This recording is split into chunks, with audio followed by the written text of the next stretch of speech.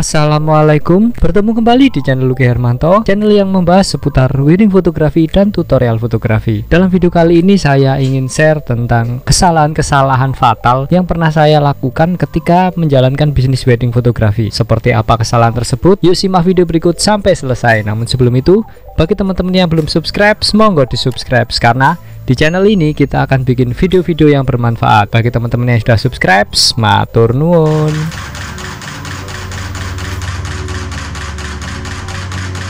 Semangat pagi teman-teman, semoga kita semua sehat, tetap semangat dalam beraktivitas dan selalu dalam lindungannya, amin. Tiap orang pasti pernah melakukan kesalahan. Dari kesalahan tersebut kita bisa belajar untuk bisa menjadi lebih baik lagi. Termasuk saya yang pernah melakukan kesalahan-kesalahan, terutama kesalahan fatal yang pernah saya lakukan ketika menjalankan bisnis wedding fotografi. Bagi saya kesalahan itu manusiawi sekali karena setiap orang pasti melakukannya, dan tiap kesalahan-kesalahan tersebut saya jadikan pelajaran agar kedepannya tidak mengulangi lagi kesalahan yang sama yang pernah saya lakukan. Seperti tagline sebuah iklan, yaitu tidak ada noda ya tidak belajar. Jadi dari kesalahan-kesalahan tersebut saya belajar ini itu sehingga ke depan tidak akan terjadi kesalahan yang sama lagi. Berikut 5 kesalahan fatal yang pernah saya lakukan ketika menjalankan bisnis wedding fotografi. Kesalahan yang pertama yaitu salah lokasi. Ya sebetulnya agak malu juga sih untuk menceritakannya, namun semoga ini bisa menjadi pelajaran buat teman-teman agar kedepannya tidak meniru apa yang saya lakukan. Sebelum acara weddingnya itu ada acara technical meeting ataupun kegiatan untuk mendiskusikan tentang jalannya pernikahan tersebut. Sudah disebutkan bahwa lokasinya itu di lokasi A, tapi entah kenapa pikiran saya itu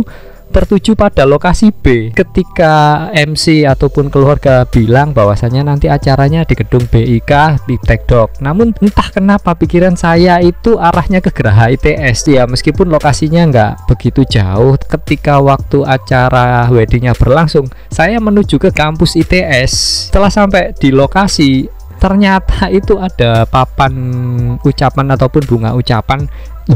Saya melihat kok nama dari pengantinnya nggak sama, dan dari situ saya baru sadar bahwasanya saya telah salah lokasi. Akhirnya saya bergegas untuk menuju ke lokasi yang akan dilaksanakan pernikahan dari klien saya tersebut. Ya alhamdulillahnya untuk acara-acara di gedung saya biasanya datang, memang sengaja datang lebih awal dari acara yang di rumah. Ketika di gedung kita butuh setting dari lampu, mencari sumber power listriknya dan lain-lain. Ya alhamdulillah ketika saya sampai di gedung Tekdok itu masih aman, dan masih kliennya juga masih preparationnya, jadi preparationnya itu masih bisa keambil, setting alat juga masih aman meskipun terjadi salah lokasi. Dari kesalahan tersebut, untuk menghindarinya biasanya saya konfirmasi ulang ataupun memperjelas lagi ataupun kalau memang perlu saya minta share lokasi agar nantinya ya lebih aman, tidak ada salah lokasi dan kita bisa bekerja sesuai dengan kesepakatan. Untuk kesalahan fatal berikutnya yaitu salah waktu. Salah waktu ini sebetulnya bukan 100% kesalahan saya. Ada 2 klien ataupun 2 kerjaan itu yang mengalami salah waktu. Salah waktunya seperti ini. Klien itu konfirmasi ataupun via chat itu bulan April. Ternyata acaranya itu di bulan Maret. Ya ini bukan foto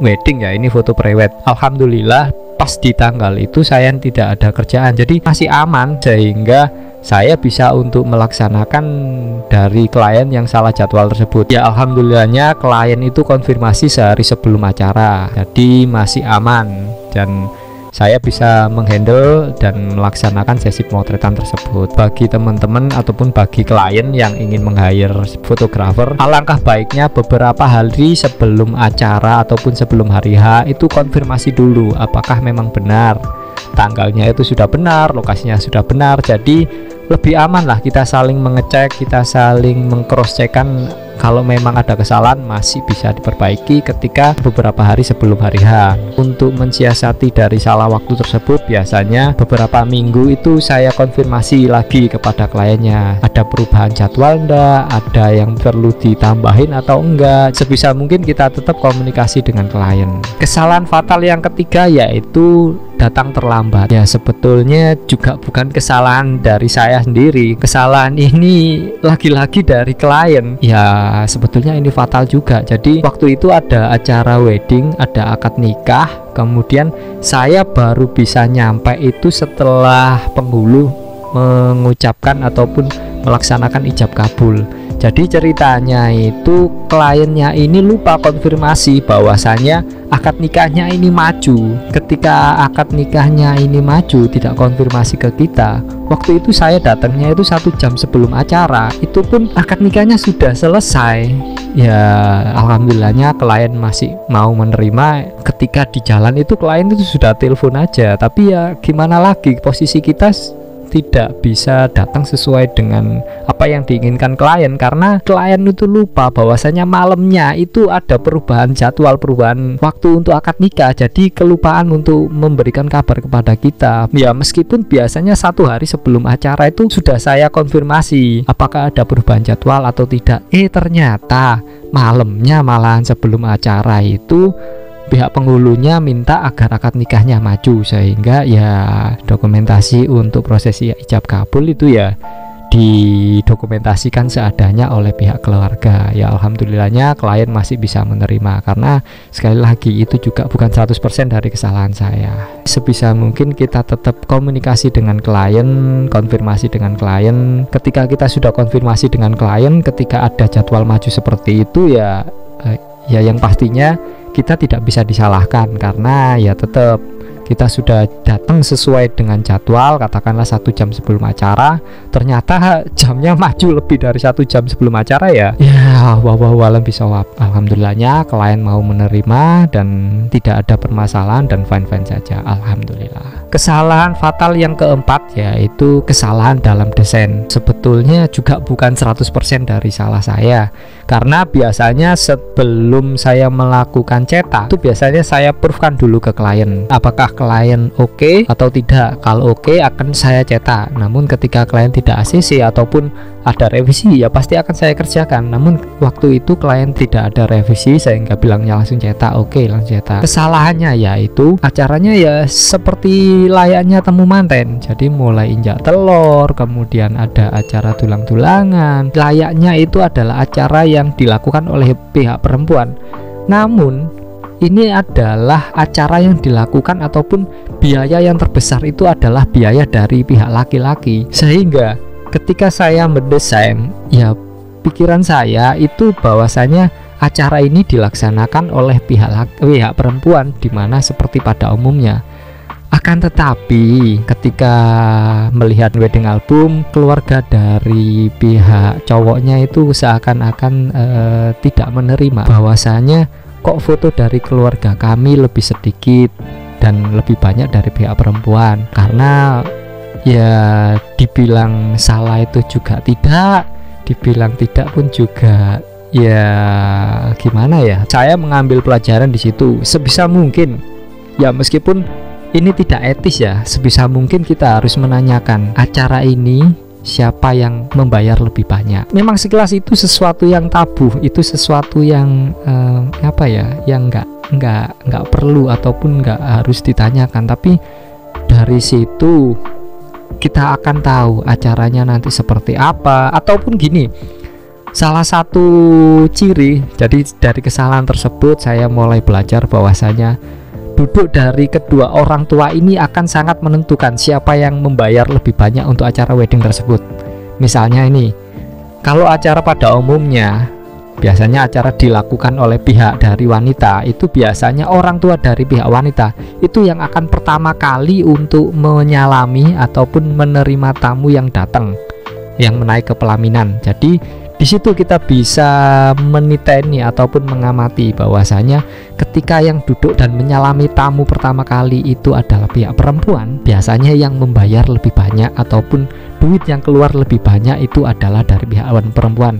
Namun ketika itu pihak laki ataupun orang tua laki-laki yang lebih dahulu untuk menyalami dari tamu yang datang di pelaminan, itu artinya duit yang terbanyak itu sumbangan dari pihak laki-lakinya. Jadi kita harus paham itu ya, meskipun ya sekali lagi saya belajar dari pengalaman-pengalaman ataupun kesalahan-kesalahan yang saya lakukan. Jadi istilahnya learning by doing. Ya meskipun itu hal sepele tapi itu sangat ya gimana lagi, akhirnya ya saya tawarkan untuk merubah dari desain tersebut. Sebisa mungkin itu kita proofkan dulu Itu pun sudah saya proofkan, dan ya mungkin dari pengantinnya itu tidak mengetahui juga bahwasanya akan efeknya seperti itu. Ya dari segi tampilan memang masih enak untuk dilihat, masih oke dari segi cerita, tapi ya gitu, yang membayar lebih banyak itu akhirnya porsinya lebih sedikit. Ya semoga teman-teman dari kejadian ini bisa mengambil pelajaran bahwasanya lebih berhati-hati dalam mendesain dan lebih teliti lagi ketika menjalankan bisnis wedding fotografi, karena pernikahan ini bukan hanya pernikahan dari kedua pengantin, tapi juga pernikahan dari kedua pihak keluarga. Jadi ketika keluarganya ada sesuatu atau itu, pasti mereka akan ikut-ikut. Ya seperti itulah menikah secara keluarga. Apalagi kultur di Indonesia, khususnya di Jawa, itu biasanya yang mempunyai ataupun yang membayar lebih itu adalah orang tua. Jadi sebisa mungkin kita menghormati, kita memberikan sesuatu yang lebih kepada orang tuanya. Kesalahan fatal yang terakhir yaitu kehilangan file. Ya ini sebetulnya juga sekali lagi juga bukan kesalahan saya. Ini adalah kesalahan dari videografer yang saya hire.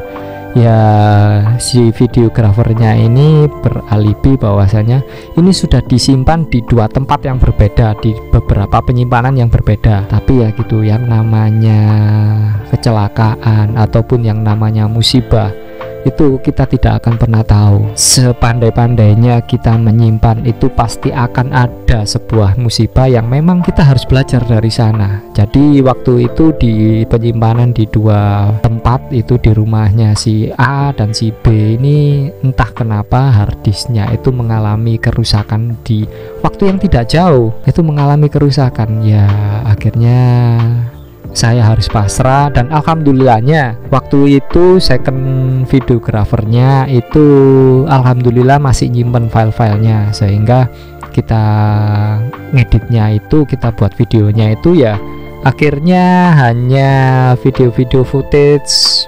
Ya meskipun itu video insertan ataupun video candid, akhirnya kita bikin semaksimal mungkin ya dengan bahan yang ada. Kemudian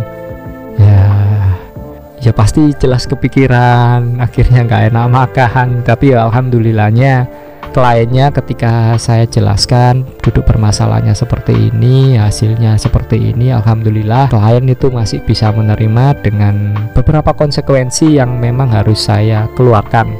Yaitu salah satunya ya saya harus konsekuensinya memberikan sesuatu yang lebih. Jadi akhirnya saya bonusi untuk foto maternity dengan saya kasih album magazine, dan alhamdulillah klien juga mau menerima dan tetap menggunakan jasa saya. Waktu itu anaknya yang sedang berulang tahun juga menggunakan jasa saya ya, meskipun saya nggak bisa memberikan harga yang pada umumnya, akhirnya saya berikan harga yang paling tidak kita berangkat itu dapatlah untuk biaya bensin, untuk capek kita. Jadi keuntungan itu sudah tidak saya hitung lagi di sana, karena itu adalah sebagai bentuk bentuk maaf kita kepada klien bahwasanya kita pernah melakukan kesalahan dan kesalahan kita dimaafkan oleh klien.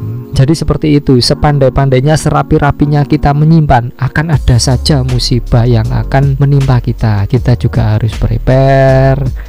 Dan sekali lagi dari situ saya belajar bahwasanya kita hanya manusia. Apa sih yang kita sombongkan dari sifat kita? Apa sih yang kita sombongkan dari apa yang kita punya? Sepandai-pandainya kita, Allah lah yang menentukan apa yang akan terjadi pada bisnis kita, pada kelanjutan hidup kita. Seperti itu. Oke, itu tadi sekilas ataupun beberapa kesalahan fatal yang pernah saya lakukan, dan yang pastinya dari kesalahan-kesalahan tersebut saya mengambil banyak hikmah, saya mengambil banyak pelajaran, lebih berhati-hati lagi ketika menjalankan bisnis ini, karena wedding adalah sebuah momen yang tidak akan pernah terulang. Karena gini, kita bisa mendapatkan klien itu juga sebuah amanah yang harus kita emban, amanah yang harus kita jalankan secara penuh, secara profesional dan tidak main-main. Bagi saya wedding itu acara yang sakral, dan benar-benar kita harus sebisa mungkin zero mistake ataupun tanpa kesalahan. Tapi sekali lagi, siapa kita? Kesalahan itu pasti akan ada, dan kita harus terus belajar dari kesalahan dan tidak pernah mengulangi dari kesalahan tersebut. Jadi bagi teman-teman yang menjalankan bisnis wedding fotografi, lebih berhati-hati, lebih bersyukur, lebih mendekatkan diri kepada yang menciptakan kita, karena sepandai-pandai kita, serapi-rapi kita dalam menjalankan bisnis wedding fotografi itu pasti akan ada sebuah faktor X yang membuat kita lalai ataupun membuat kita tidak bisa menjalankan bisnis wedding fotografi ini secara sempurna. Sementara itu dulu, semoga kesalahan-kesalahan tersebut bisa menjadi pelajaran bagi teman-teman dan teman-teman tidak mengalami dari kesalahan-kesalahan tersebut. Sementara itu dulu, kalau teman-teman ada pertanyaan silahkan lanjut di kolom komentar. Semoga bermanfaat, terus berkarya dengan kerendahan hati, sehat selalu, sukses selalu, dan wassalam.